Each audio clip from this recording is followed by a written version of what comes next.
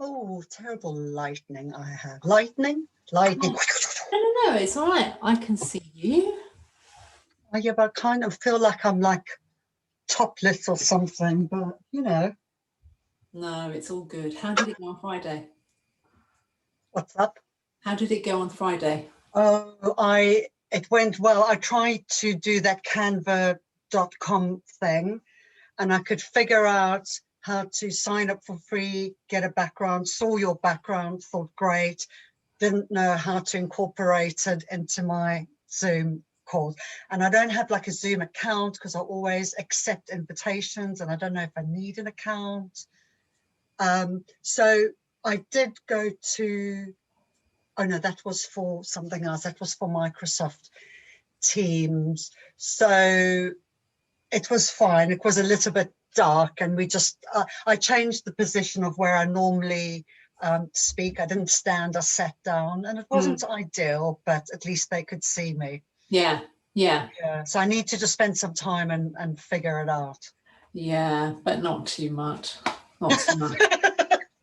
And like you, it doesn't come naturally to me. I mean, I'm not, I've worked with computers, I was going to say, my whole life. That's not true. Well, I'm 50, so 30 years, but we're not the younger generation that have been brought up on it. There's lots we don't know, and that's not a second nature. So No. I'll find somebody who knows what they're doing and ask them.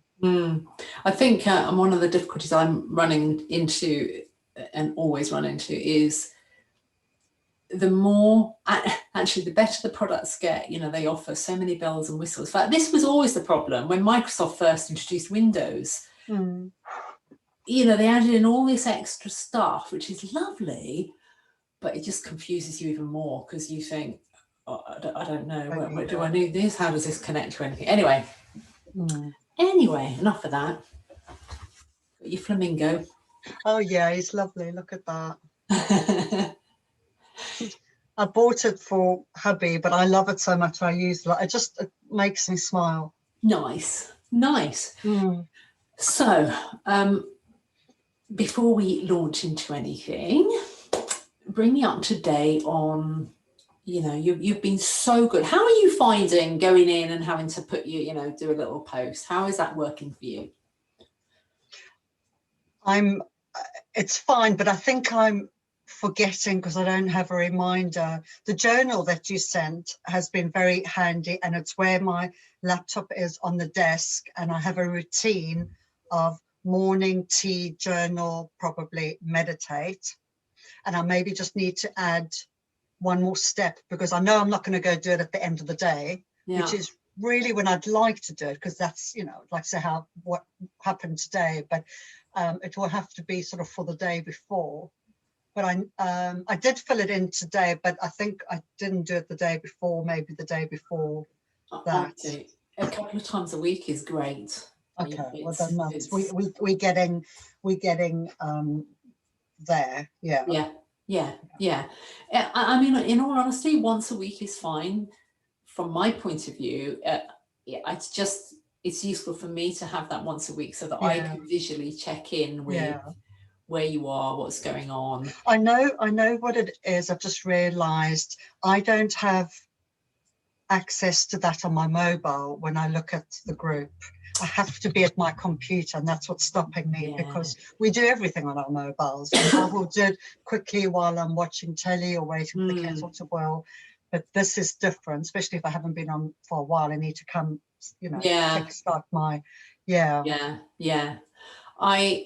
I know that in the medium term, I will move away from Facebook. We talked about it before. I don't like it. Lots of women that do kind of similar stuff to you. I follow. I'm part of a group about a woman in the States, and she says the same thing. And all of us, because that's how we talk and relate, and it's weekly stuff. None of us are crazy about Facebook, and as soon as there's an alternative, we're gonna take it. But at the moment, it seems like there isn't. Yeah. I think there is, but I know that there's a paid for community platform, which is very good, I'm told. But, I think people are reluctant to make that move to a paid. People don't want to put money in Mark's pocket. I mean, no. Anyway, Anyway. I'd rather send a flying pigeon or something. Oh, yeah. Yeah, me too. Me too. I mean, anyway, we'll make do for now. It's fine. It's not terrible, Shirley. It's not terrible. It's just could be better, but it's not terrible. No. Yeah. Don't worry about it. Oh, I'll do my best not to add it to my list. No, don't. Not important right now. Let me do a you on me, a me on you. It's not important. So today I thought we'd focus on, in fact, I always feel like everything that we do, I always want to backtrack. No, I want to say that. It's just like a different perspective on the same thing. It's just we're constantly moving around. The mountain's not changing. Mountain's not going anywhere, but we want to move around and get different perspectives of it to be able to get a full measure of it. That's my metaphor for the moment. So today it's about building on what we did before, which is about language and metaphor. Yes. And thinking about the what's versus what I call the what's versus the nots. And let me give you an example. In fact, let me be a bit of a tease to begin with, because that's my word. And you're such a good student, you'll probably confound me and give me a perfect answer instead of the typical answer. But if your life dramatically improved for the better tomorrow, so we can park our scale, we know what that means, but something occurred that made you go, oh, wow, this is better. What would be the differences that you'd notice in yourself?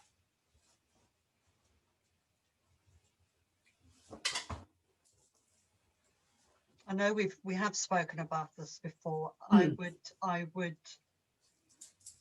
would feel more motivated, and I would have more energy. And there's the more word, the more or less. And I want to speak to you about that as well. But yes, I would feel that my energy levels, physical energy levels, have increased, and I would feel that my motivation has increased. Okay. I think those are sort of, I don't know if they're tangible, but and linked to that motivation is the fact that a better life, a better me would mean that I have faith and agency and knowing. And just even as I'm speaking out loud now, maybe that is what's always held me back. Like, what's the point? What's the point of trying? Okay. I think so. I think agency's been a really, I only really realized it about a year ago. I've never before felt hopeful or that I can shape my future ever. When you say what's the point, so I'm off tangent. Yeah. I want to go where you're going. What does that mean when you say what's the point? Why? What would happen if you did get it? When you think what's the point? No. What I mean by what's the point is, so why even try? Because what's the point? Because I won't be able to achieve. I won't be able to change things. I won't be able to create this life that I want for myself, or create the person I want to be for myself. Okay. All right then. Okay. Brilliant. Yeah. So I'm just going to complete the bit that I'm going to talk about. But as I said, this program is about me going where you are, not you going where I'm going. It's a bit of both. But what was really helpful at the end of that was you did actually move into, so you did give me, as I expected you would, a good answer on so many levels, because it was couched in what you wanted rather than what you didn't want, which was great. Yes, it was general. We'll come back to that, as you said. Yeah. But then you got to the point about what's the point, when it was what you wouldn't have. And as I said, it's kind of different side of the mountain, different end of the stick, you know. What is very common, and you don't do it routinely, but what is really common is that we couch what we want in terms of what we don't want. Absolutely. And I think I probably do it more than you give me credit for. Okay. I do it a lot. You're on your best behavior here. I think so. Star pupil. Yeah, no, I am a lot clearer, and I don't know if this is universal, and I've always wondered this about myself. I'm a lot clearer about what I don't want than what I do want. Right. And on some levels, that is a good thing. I hear Matthew McConaughey talk about this, and people think he's amazing because he says, you know, I just eliminate all the things I know I don't want, and then I find what I do want, which sounds great, but that's not how it works out for a lot of people, because, you know, the way he's describing that is almost coming from that place of figuring out what I do want, whereas that's not how most people's mindsets approach that sentence. Yeah. Mostly what happens is we go, I don't want to feel like shit. I don't want to feel tired. I don't want to feel lacking motivation. I don't, you know, whatever it is, we don't want to feel it. I don't want to do this job. I don't, you know, whatever it is, I don't want to be doing it. But we spend so much time locked in that knowing what we don't want, or in fact, knowing isn't really the right word, is it? But being fixated. But I know what you mean. The focus is on what we don't want. Yeah. That we take no time at all, and it's not our fault, it's because of the way the brain works, but we take no time at all to actually formulate. We're like, just let's take that a step further forwards. Let's just move forwards one step and go, so what do you want instead? And most of the time, it's like we just keep running at the brick wall. And we bounce off, and we go, and we run at the brick wall again, and we bounce off, and we run at the brick wall again. And, you know, this kind of plays in with all those sayings and cliches that people love about, if you keep doing what you've always done, blah, blah, blah, blah, blah. Yeah. Which is a nice cliche, but not helpful. And that's a social media like thing, isn't it? Like if I liked it on social media, I must have changed it. Yeah, very much so. Yeah. And so we just need to challenge ourselves gently, not in a making ourselves wrong kind of way. Yeah. But, you know, when we have the thought about, I don't want to, you know, for argument's sake, to feel like there's no point. I don't want to feel like I can't change this. I'm not saying those were the words you use, but if that's what we're thinking, is what do we want to feel instead? What do we want to do instead? And I think the other obstacle that stands in the way, that kind of, I mean, there's all kinds of obstacles. There's loads of different types of obstacles. You know as well as I do there are. Absolutely. But one of the obstacles is that we then go, okay, what do I want? What do I want? And then we set the bar incredibly high. I have to know the purpose of my life, for example. Yeah. Yeah. You kind of alluded to it a little bit with your bar being very high. I have to be able to solve the problem I've not been able to solve for the rest of my life. You know, like Newton trying to figure out what gravity was before he figured out what gravity was. But making himself go, I've got to solve, instead of just going, curious, just following the next thing, the next thing, the next thing, the next thing. And so I think we take the pressure off ourselves by going, I don't have to figure out the whole of the rest of my frigging life, or the whole of the life that came before. That's not what I'm trying to do. I just have to think, what do I want to do next week or tomorrow or this evening. And it's like a regular mental trade-off of, oh, I don't want this. Okay, what do you want instead? I like that. It's almost like real time. I'm writing it down. What do I want? But in real time, Yes. as in now, Yes. in this choice right Yes. now. Yes. And I mean, historically, that's definitely something that has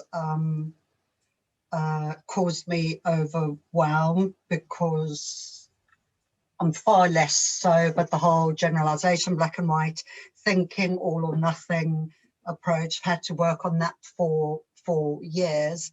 And funny enough, the work that I do with this woman in the States, this is one of those things, is making a choice. She teaches all you've got is the moment right now. So you make a choice for now. You don't worry about tomorrow or the next week. That will come when it comes, and then you make a choice. But for now, so I have been practicing it to a certain extent, and it makes a huge difference. And it ties in really well with your teaching of which I use every day now, breaking down my to-do list into bite-sized chunks. Yeah. My thing of sort out the linen cupboard, when I break it down, is this long. Yeah. And I haven't started yet, but I wrote at the top, it's not my goal for tomorrow, it's my goal towards. Yeah. These are the steps towards. And that is what needs to happen before I can empty the linen cupboard. Yeah. And again, that was over, well, I'm sorry, I'm jumping, but no, jump. I'm really getting what you saying, and I want you to reiterate it and come back to it time and time again, because it's wonderful. It's always these big plans. I have to X, Y, Z, but you forget it's all those small little steps that make the changes. And I don't know if we aren't taught that as human beings, or whether I just wasn't taught it growing up, or I don't know where that comes from, that we tend to reach out. Maybe we make it unattainable because we're scared of achieving it, and I mean, you can't achieve it when it's unattainable. I don't know. I don't know the reasons behind why we do it, but I'm aware that I have done it in the past, and I'm getting better at not doing it now. I think it's an interesting point to raise, especially when I'm, as you know, writing this book that's at the other end of the spectrum about just that kind of thing. And I mean, it doesn't really matter at our age, it's done. But I do think that we still, and it may be different now, but in a similar way, we kind of get teenagers to answer questions, and sometimes they're meant in social engagement, with members of the family or friends of the family, who ask a seemingly innocent question. Oh, what will you be when you grow up? What do you want to do? As if there's an answer.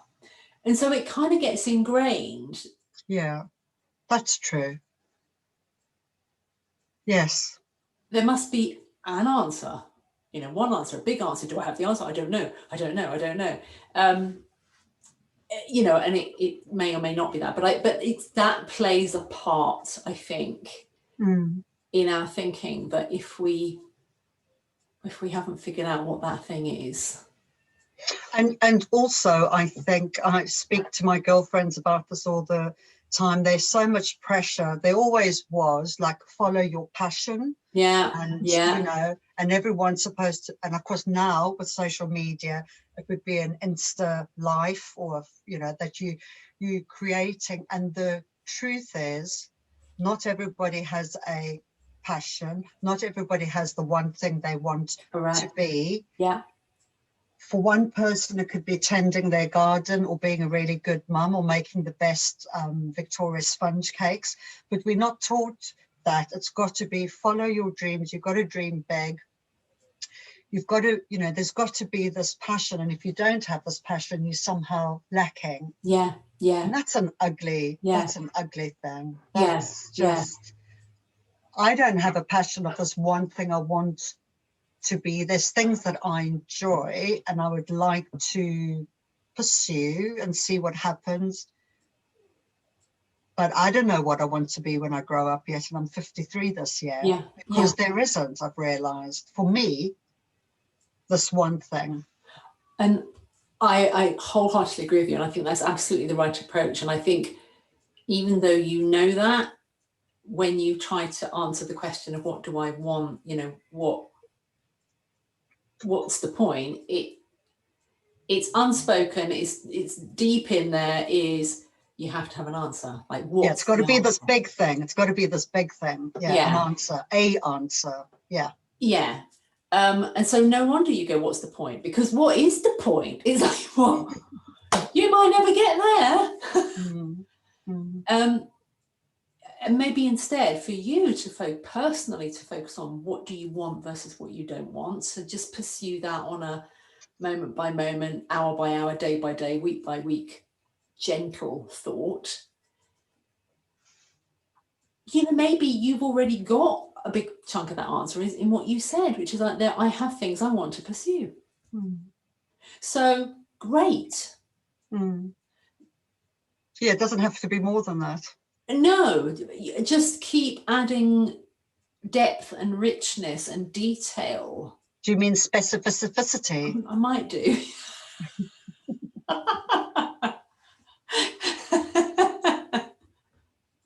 You've been practicing that one. I thought of it today because I wrote something down after my talk. I wrote down what went well and I generalized, and then I thought, no, specificity, and I wrote down exactly the thing that I thought went well. I know. And I came off that talk. I didn't do it immediately, but the first thing I thought was, well, I felt good. I was like, oh, that's great. Off to make a cup of tea. And I thought, no, stop and absorb what just happened. It went well, feel it.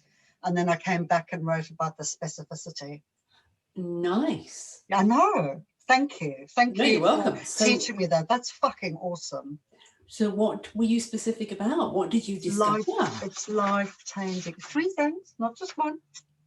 Lovely. 3 things. Where did I write? It's mindfulness journal with my happiness. I wrote what specifically went well. I remained center of the screen and still instead of that, compared to my first one 4 weeks ago. What else I wrote? I led meditation in a calm and professional way. We did a breathing exercise. And what else went well? And I was able to share my understanding of neuroplasticity that I've learned from you about how, because we spoke about that, and I've always, you know, like you've said, none of the stuff is new, but it's understanding it till it resonates with you. And I was able to explain about the flat stones and setting out the path, and the brain seeking the stuff out. And as I was saying it, it was solidifying in my mind, and I could see people going, because I've known that shit for years. It's never resonated with me, not once. Oh, wow. And it's like you have given me this key to open up, and it's like, duh, so obvious, you know, I know this, but I never understood it. I never understood it and resonated with me. And I was able to explain that in a way that made sense, which is awesome.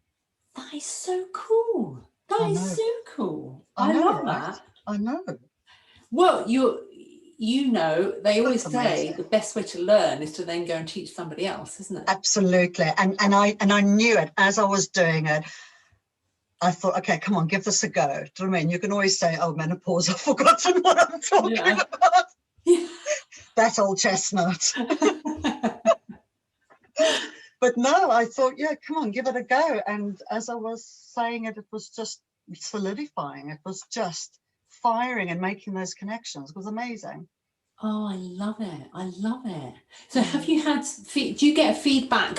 Yeah, I mean, I know because you're not in the same room as people. You used to get feedback forms. Yeah, I'm a bit crap at feedback.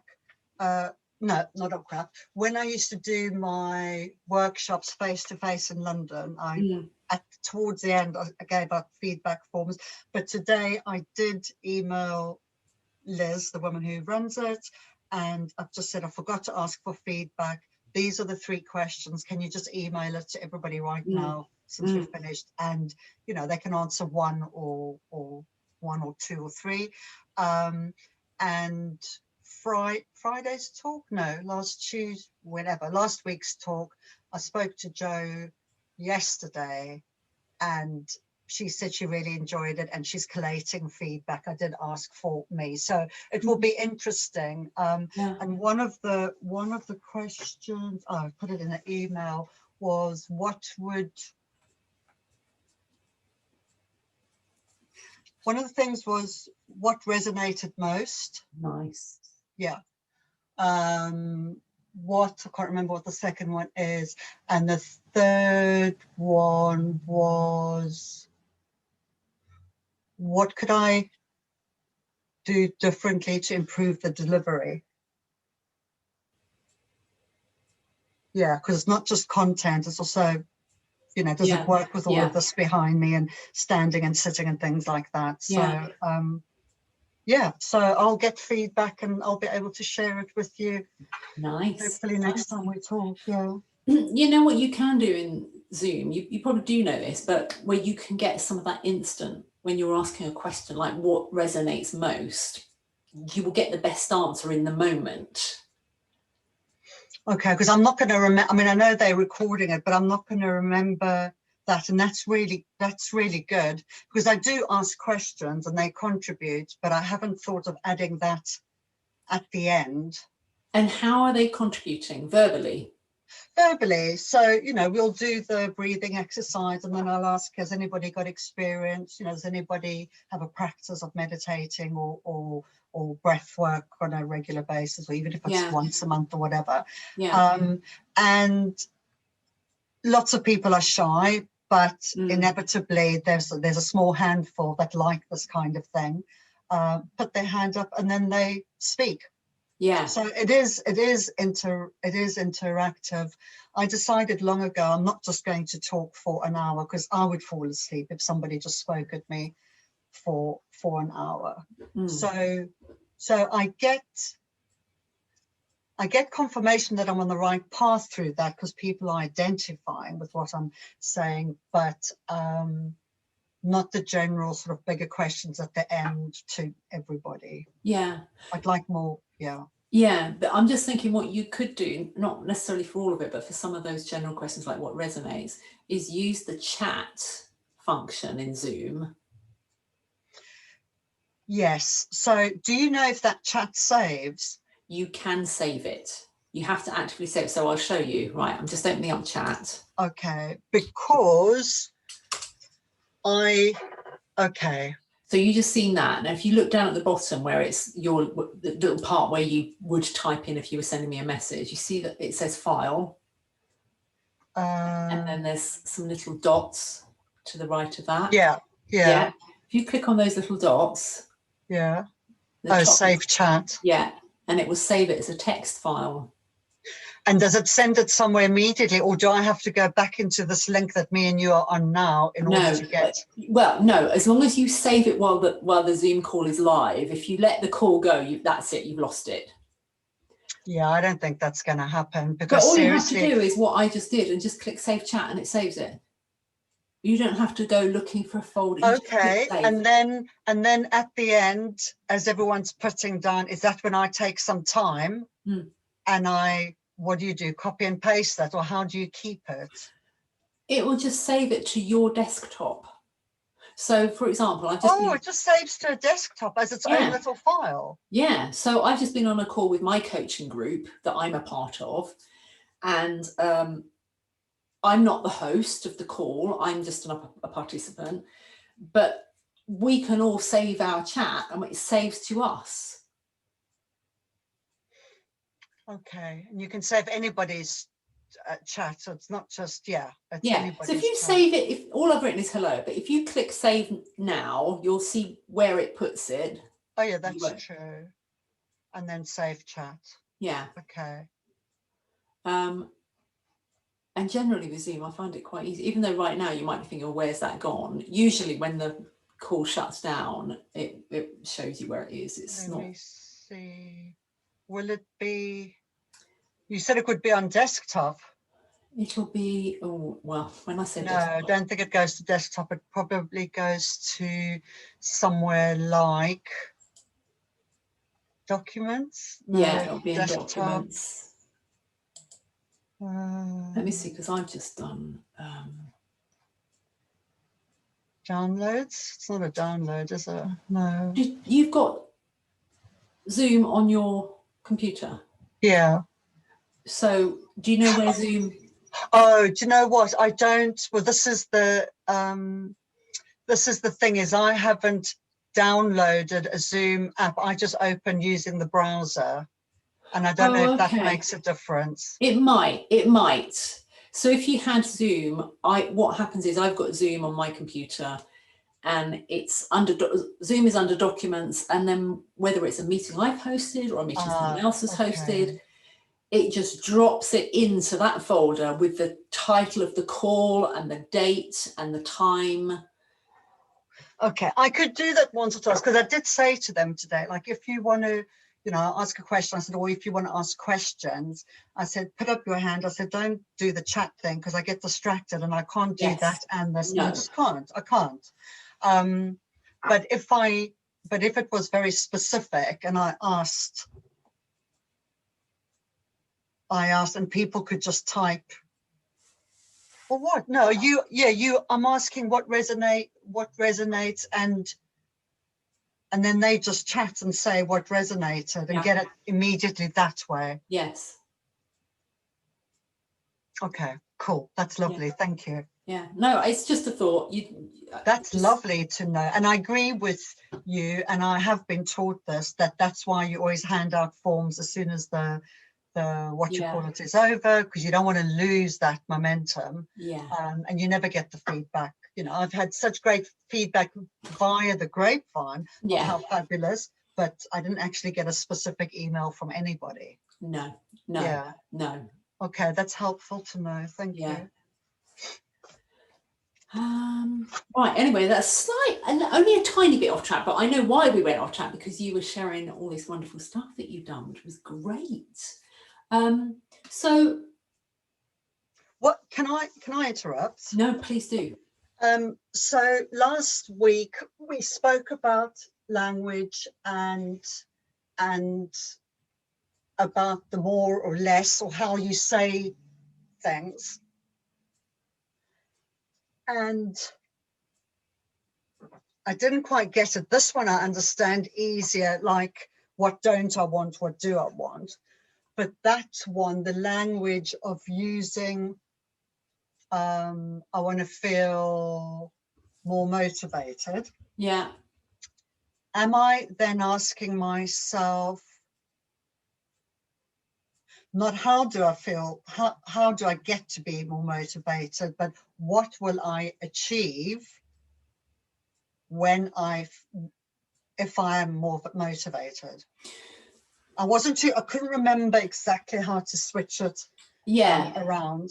It's whatever language pattern works for you. So it could be, what does that look like for me? So let me give you maybe an easier example. Yeah. Words like motivated, they're kind of nebulous and they always are loaded with individual meaning, like any word. Mm. But say, for example, I wanted to be prettier. I'd have to define, well, what does that mean? In what way? How would you regard yourself as prettier? What do you have to do? Do you have to have better skin? Do you have to have a different color eye? Do you have to have your hair styled differently? How would you know if you were prettier? Like, how would you know? Mm. I think that's probably the key question. Okay. Is how would you know? Yeah, how would you know? Because if you think about I want to be more less, how would I know if I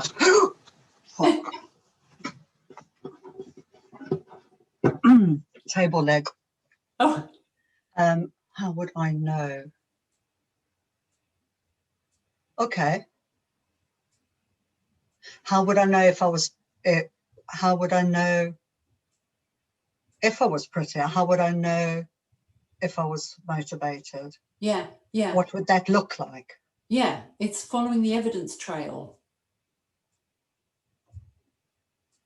Okay, so it's catching yourself. So it's the negative connotations to things we say. And I mean, last week was a good example. And you have asked me to before, if everything was fabulous, you know, what would your day look like? And I immediately went into what it wouldn't look like and some of the negatives. So it's switching out, always taking away the negative, as in the minus, taking away that, and always thinking of it.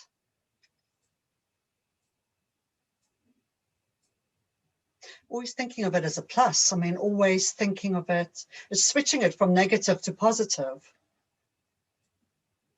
That sounds too simple, but. Yeah, well, no, keep it simple. Keep it simple. But I want it to be complicated.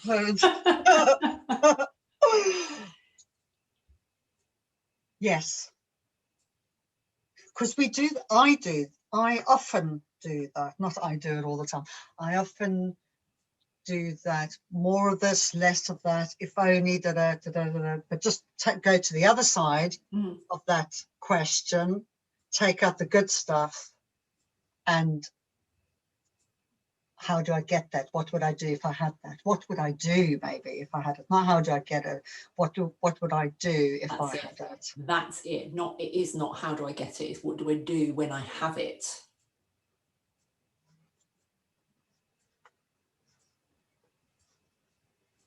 So what will I do when I have motivation, physical energy, agency? And I think all of that stuff, I think motivation and physical energy is just all the subcontext for agency. I think for me, that is the thing. What will I do when I have agency? Not when I have, what will I do? Yeah, what will I do with agency?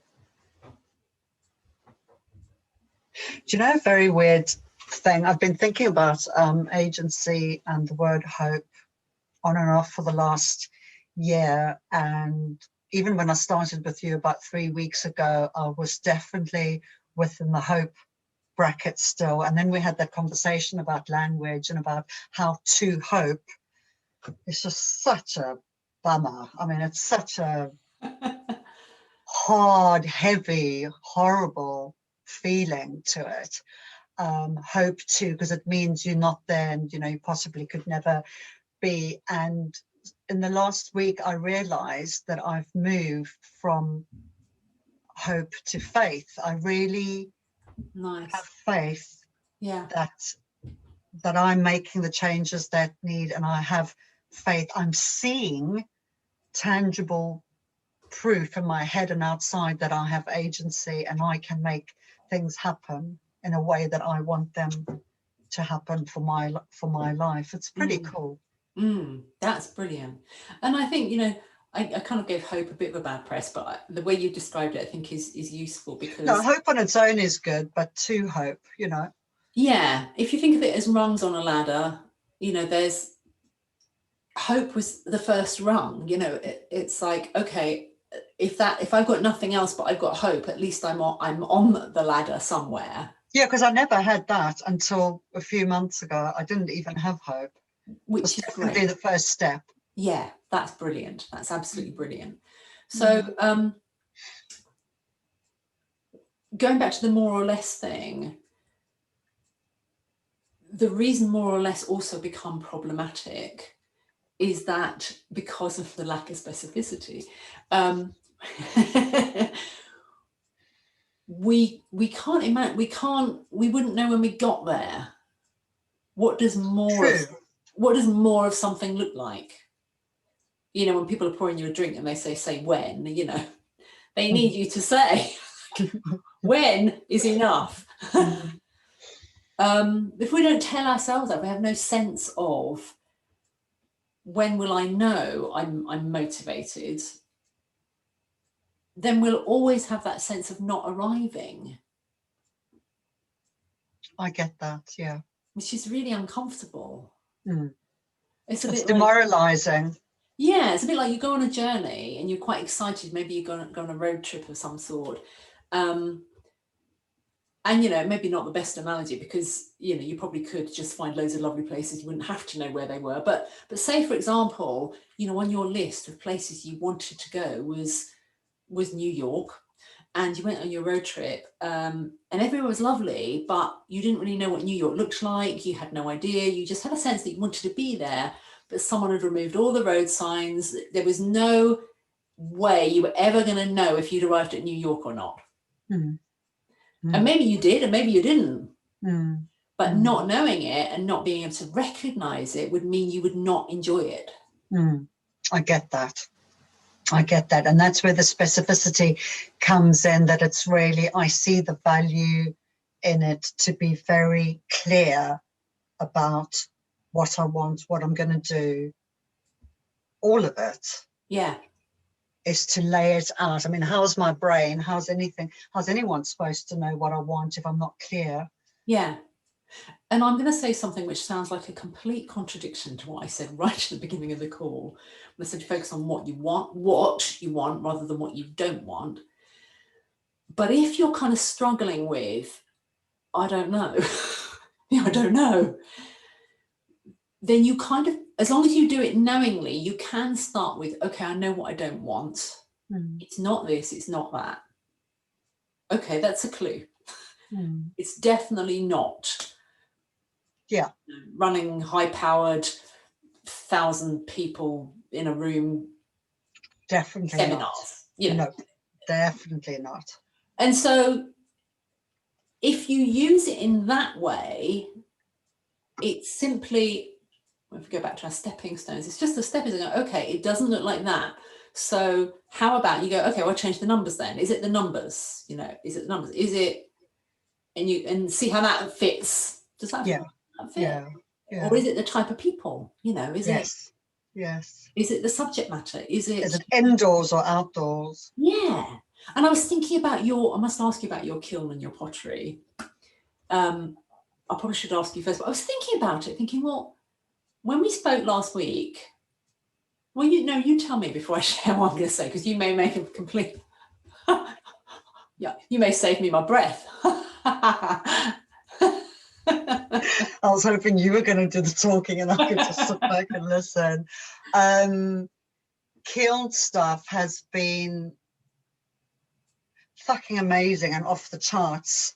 After we spoke on Friday, and I spent, what was that, in the morning? Yeah, that's right. And then I had the talk in the evening at 5, but I spent most of the rest of that day up until the talk going onto YouTube videos and learning more about my kiln and the cones, and listening to half-hour lectures by some pottery nerd explaining with his charts behind me about how things work. And I just came away with such a proper understanding of the next step that I need. And what I needed was small cones. They're called mini cones, pyrotechnic ones. So I bought them. They arrived the next day. I went to put the kiln on and I couldn't get the power to come on. And I spoke to husband, and the electrician came around yesterday morning and he showed me there was something you had to wiggle or whatever. And I thought, great. And yesterday, after he left at about 11, I switched the kiln on for the first time empty, just to fire it and see if it works, because it's about, I don't know, 50 years old and I haven't used it before. And the lock mechanism that automatically shuts off when it reaches the right temperature was faulty. So I went on YouTube and looked how to adjust it and got my little knife out and adjusted it. And everything was set, and I made notes, and I put it on low for 2 hours, medium for 2 hours, went back after 2 hours to put it on high. And then when I went back 2 hours later, it had switched itself off and cooled down, and something's wrong with it. But my God, Shirley, I've had that kiln since it's got to be before lockdown. Is that a year? I don't know. I'm too embarrassed to even say it's a year. That's phenomenal. Yeah, and leading up to that was during the week I had put up a post on a Facebook pottery group thing. It's like a national one. And I had been having conversations and getting quotes in to upgrade the kiln, because it's very old, to upgrade it so that it's automatically controlled. And the first quote came in very high, so I kept on digging. I found other people that could maybe do it. So my whole world has just opened up. I feel far more knowledgeable about kilns now. And of course, I mean, I even wrote it in my journal. It's just another example of how fear can stop me, and procrastination, the resulting procrastination, can stop me doing something. And I know that the fear of whatever I'm about to do is always bigger than the actual doing. Oh, always. I know this shit. I know this. And I just had to have like this huge reminder. I could have told you that. Yeah. And only when I did it, and that was so easy and simple, I just thought, what have I been fanning about for? But another thing you did, but by the sound of it, was you broke the list down, whether you did it on a piece of paper or whether you just did it in your head. No, I did. I wrote it down of what needed to happen. And that breaking down the list thing has been revolutionary for me, honestly, because just saying fire kiln, shitloads of things had to happen before that kiln got fired. And I know, and I realized it yesterday with the linen cupboard, that sorted out, every time I walk past it I feel uneasy because I haven't sorted it out, and I think about it and I feel uneasy, and it feels like this big chore. But once I sat down and wrote out a list of things like that has to happen before I can even unpack that linen cupboard, I just thought, no wonder I feel so shitty about it and overwhelmed. You don't just go up and unpack the linen cupboard. There's loads to do beforehand. Yeah. So the same thing with the kiln. Breaking that down, that to-do list is just, it's amazing. It's a really good skill that you taught me. Thank you. Now, is that what you were going to say about the kiln? Standing on the shoulders of giants, me. No, it wasn't. Interestingly, no, it wasn't. Don't choke when you drink. Go on. No, I mean, it was only a small thing. I was thinking. So I'm really glad I didn't say it before. I'm glad I didn't think of it before. But part of it seemed to be about, maybe you didn't actually like being cold. And I don't.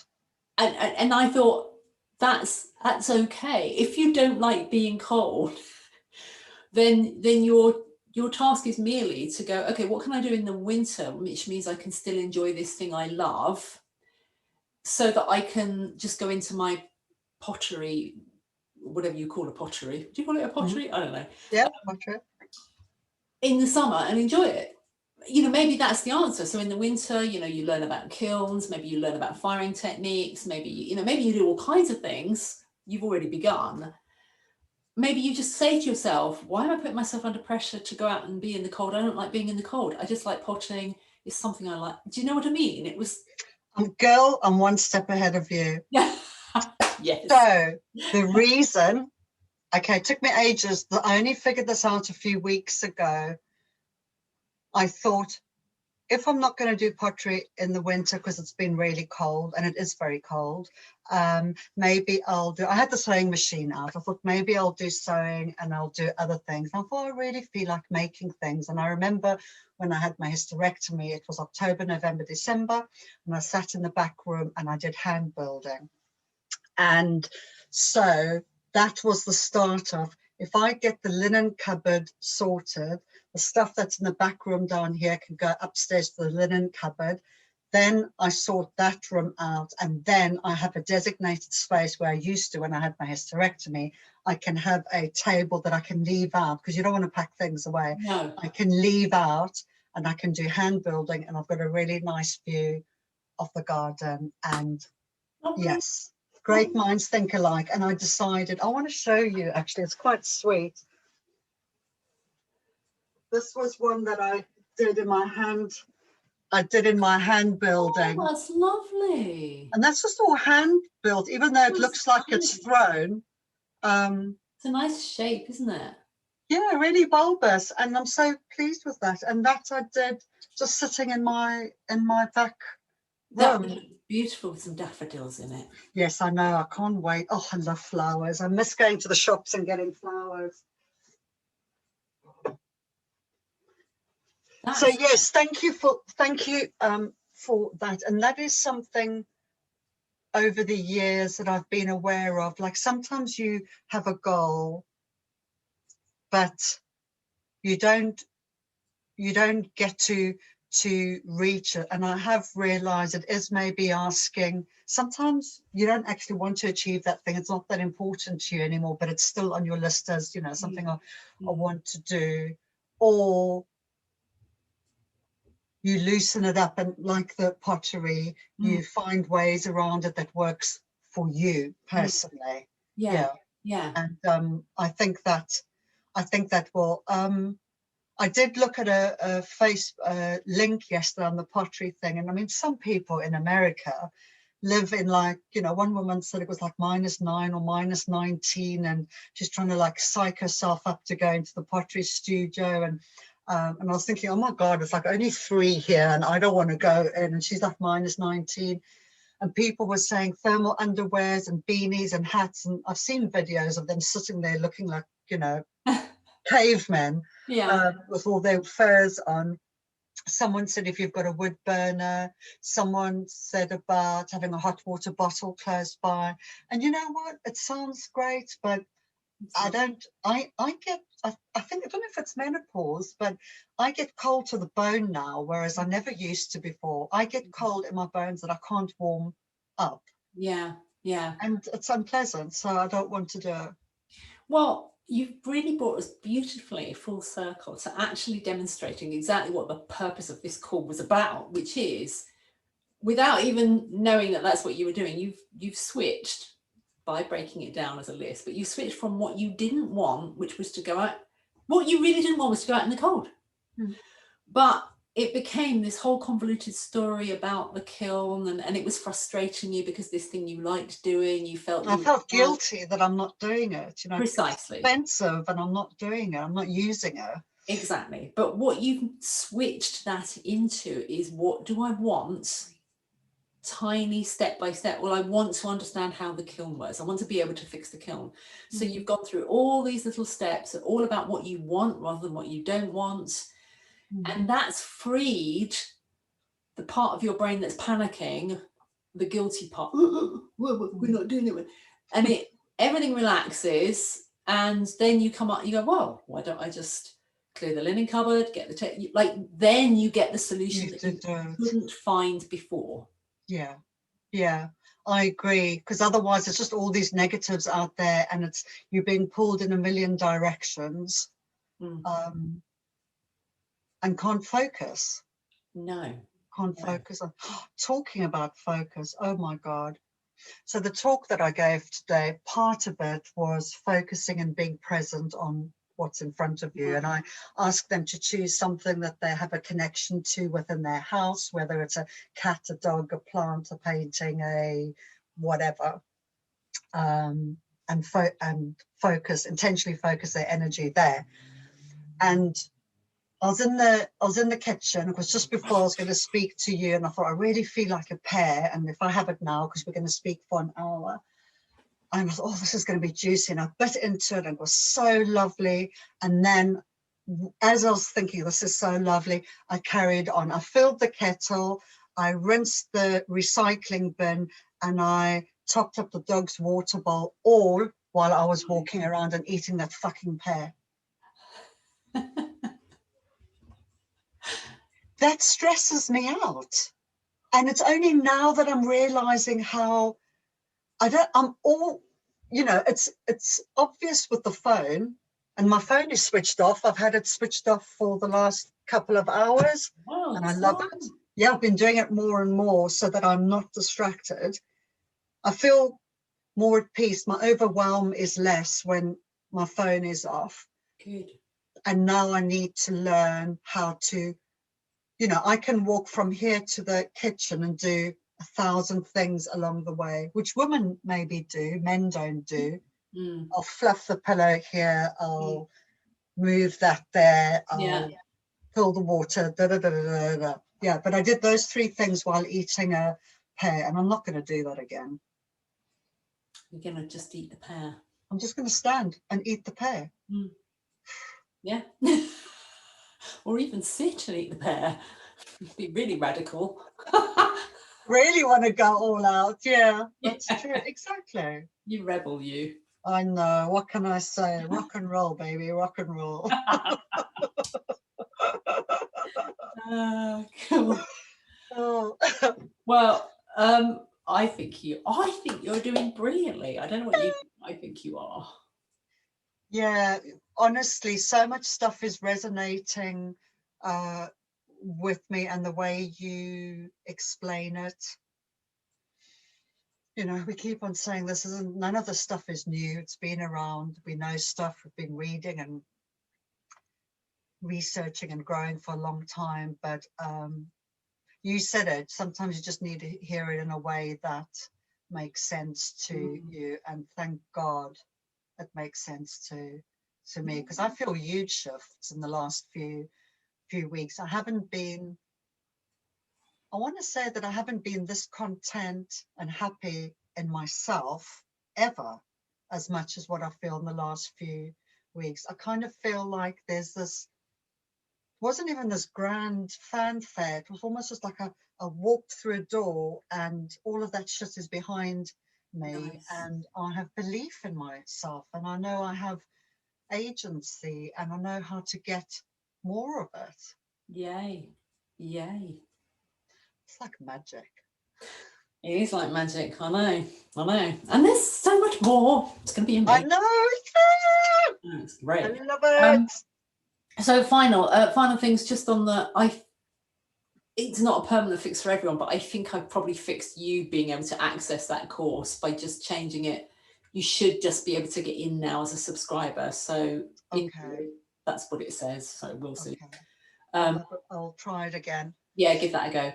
And the other thing, I'm really sorry to ask you again, but for some reason, I don't understand why, you were really brilliant. And you said to me, you know, I've done that Google review, and it came up and it said there were 2 reviews, even though it was only showing 1. And I thought, oh, there's probably just a time delay in it. And then someone else did one for me, which was lovely. And then it's just gone. Like you never did anything. So I don't really know what Google's playing. But it's weird, isn't it? Oh, I know. Because I've done 2 recently. You asked for that one, and then my pottery teacher asked for one, which was quite weird, within the same day or the next day. And I remember, because once you've posted, you can then review it and look at it. And I saw it. Well, so it's definitely not there. I'll do it again. All right, thank you. I mean, if you do a search for me, you'll probably see that you're not there, or if you see that you are there. Yeah, because I didn't know where to look. I think a day later, or whenever, 2 days later, I did go onto your website to see if maybe it comes up there, and I didn't see anything. But then I thought maybe you hadn't put it. Oh, but it wouldn't be on your. Is a Google review different to a website? Yes. Okay. Yeah. So maybe I need to type in what, Google review, and then. No, I'll send you the link again, because that link, in theory, if it's I just clicked on the link, click on the link, and it just comes up with like a star rating, and then a little box underneath it, and then you do whatever you do, and then you hit send, and I believe that should be all. No, it should be, because I did that for Julie, and she replied to my review. Yeah, that, because I was having a look thinking, and I said, oh, in fact, there was something weird that happened. Did you get to see it, or did you not even get to see it? No, it said there were 2, but there was nothing showing. And so I thought, oh, there must be some kind of holding place. They're verifying. A holding place for Shirley Bilson's reviews. Yeah. Yeah, that'll be it. Okay, not a problem. I'll do it towards the end of the week. All right, thank you. Again, that's not Yeah. a problem. I don't know why, and I'll be mindful of it when I do it, that I am pushing all the right buttons. Yeah, well, you may well have done, Rose. It may not be you. You know, Google's not fail safe, is it? Nothing is. No, not at all. Especially with technology. Anyway, have a brilliant rest of week, and I will catch you on Friday. I look forward to it. I can't wait. Thank you. Have a super duper week as well. You too. Thanks. Bye. Bye.